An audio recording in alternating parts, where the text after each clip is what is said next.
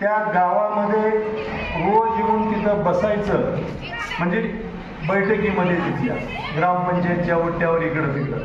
आणि जर एखादा व्यक्ती जर तिथं नाही आला, तो आजारी आहे का काय आहे ते दुसऱ्या दिवशी त्यांना बोलावून तिथं विचारलं जायचं. आणि प्रत्येक महिन्याला ग्रामसभा व्हायची.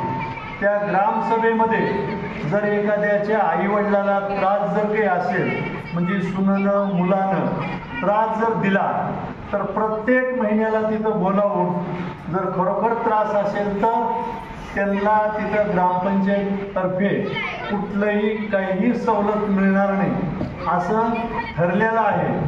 ते तिथं ऐकून म्हणजे प्रत्येक महिन्याला पूर्ण गावच्या लोकांनी तिथं यायचंच असतं.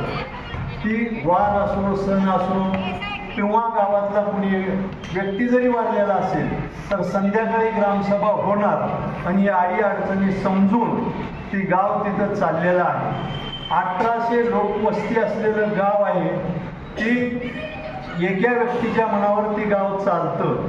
70% जरी त्याच्या मागं लोक आले तर 30% लोकांचा विचार न करता त्या गावचा विकास आज होऊ लागलेला आहे. आणि एक तिथं ठरलेलं आहे, तिथं स्मशानभूमी देखील जरी आपण बसलो तरी स्मशानभूमी आहे का हे आपल्याला जाणवणार नाही. तिथं शाळेत पण मी गेलो होतो सर.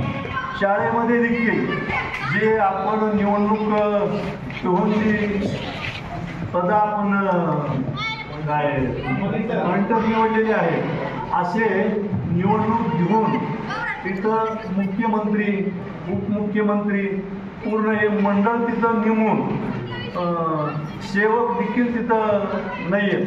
वर्ग सफाईसाठी विद्यार्थीच आहेत. ते पूर्ण तिथं जाऊन मी पाहिलेलं आहे. एवढं बोलून